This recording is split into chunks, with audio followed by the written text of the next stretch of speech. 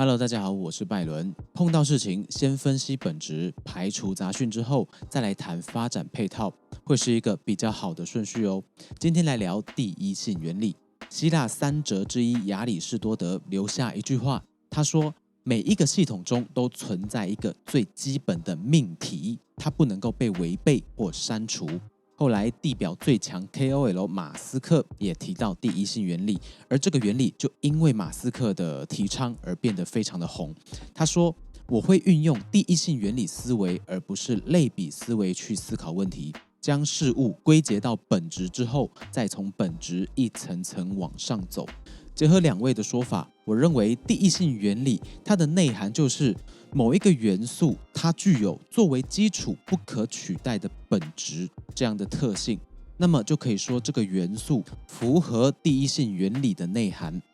马斯克说他会用第一性原理思维而不是类比思维。什么叫类比思维呢？沿用别人的经验，别人做过我也来做，这个就叫做类比思维。使用这样的思维，你不容易有突破，也难以发现新的方法，但通常它管用，它有用，因为过去的做法一直用到现在，表示这样不会出错，这样可以产生作用。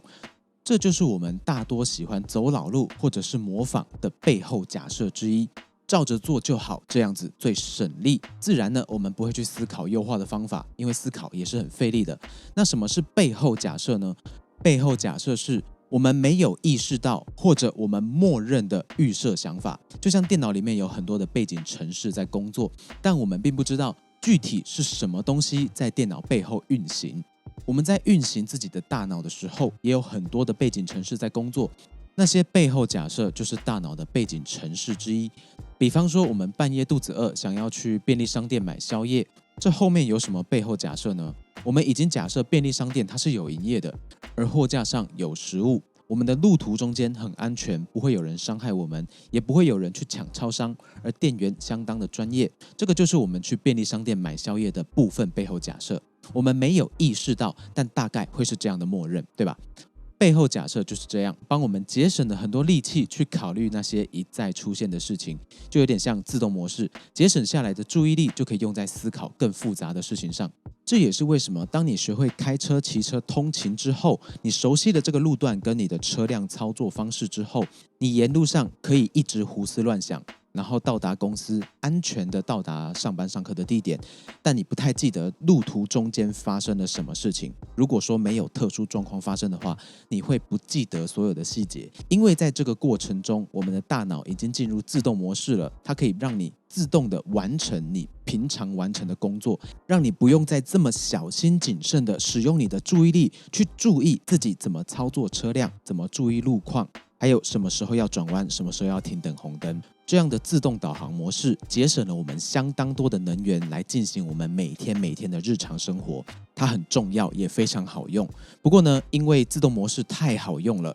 我们越来越依赖它，造成应该要有的思辨能力逐渐生疏，无关紧要的杂讯被我们的大脑照单全收，导致杂讯越来越多，越来越不能够分辨在这些杂讯的背后，我们实际上需要探讨的本质是什么。在这些杂讯里面，有一些对我们的人生影响至关重大，它叫做限制性信念。限制性信念就是我们认为做不到、做不好，但这个想法不太经得起检验的那一些信念。比方说，习得无助感就是一种限制性信念。这个故事是这样：马戏团在圈养大象，从小象开始养的时候，会在一个空地的中央插上一只木桩，然后在这个小象和木桩的中间连上一条绳子，把小象拴在那里。虽然木桩不大，绳子不粗，但是呢，小象因为还小嘛，所以就算它使劲吃奶的力气，绳子也不会断，木桩也拔不起来。小象在它还小的时候，它就已经经过不断的尝试，发现自己没有办法拉断绳子、拉断木桩，让自己获得自由。所以，不管它体型之后长到多大，它都不会再继续尝试去拉扯这个木桩了。这只大象已经学习到，不管它怎么做都无济于事，它都没有办法逃脱这一个牢笼。即使这一只木桩还是那个小木桩，这个绳子还是那个粗细，那只大象随时都可以破坏那一只小木桩。但他认为他做不到，于是呢，一个庞然大物就这样被一个小木桩给拴住了。这就是习得无助感。听起来很悲哀，对吗？我们的身上也有这样的习得无助感，而且很多。好，那我们拉回来哦，要找到本质，就要检查我们是不是被太多的杂讯覆盖，有多余的限制性信念和背后假设。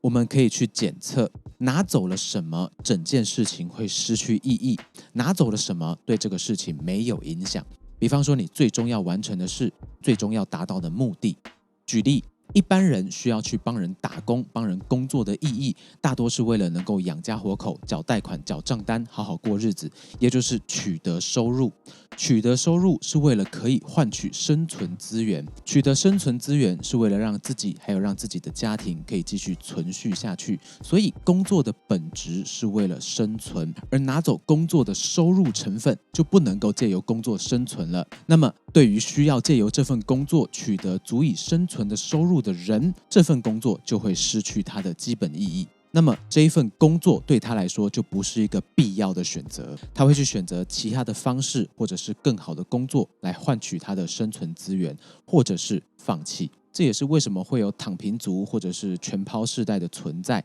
因为对他们来说，工作已经失去意义了。虽然我们普遍都认同，你活着就是要工作，对这个世界产生一点贡献，但是最基础的命题是，他们自己也要能够生存啊。如果说他们自己都顾不了了，那还去追求什么更高的理想呢？这是一个很粗浅的例子哦，但相信它可以让各位理解到，第一性原理的价值就是它可以协助我们找到本质命题，找到那些真正重要的事情。它消除也许不重要的假设、框架或者是限制性信念等杂讯。比方说刚刚提到的，你就是必须要工作产生价值，对他们来说不行嘛，所以他们换了另外一种方式来呈现他们的生活。他们的做法认不认同，我们这里就不要再多谈。但这就是一个从基础的命题上面发展的可能方案之一。你看到的是全抛，你看到的是躺平，但同样他们的世代也有很多人采取了不一样的做法，继续努力工作，去考公务员，去创业，或者是去搞一些这个金融的智慧性的其他取材的方法，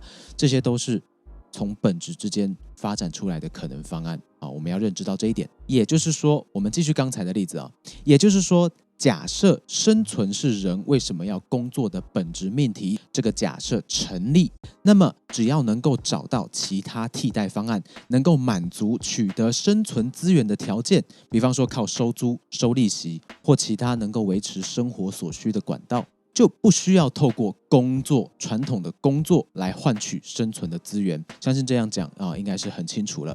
很多事情是我们想的太复杂了，杂讯、限制性信念、背后假设一堆，这些无关紧要的事情混淆了我们的判断，让我们逐渐丧失思考能力，导致我们看不到最重要的本质是什么，也失去了寻找关键的能力，最后呢，把人生给活得无关紧要。希望我们都记得第一性原理这个概念，它告诉我们，做判断以前要先分辨真正重要的本质是什么，再从本质出发，弹性发展紧扣本质的道路，紧扣本质的方案，让自己灵活的成就真正重要的事情。那么希望这期对你有一点点的帮助。我是 Byron， 还行的话记得3点订阅留言，我们下期再见喽。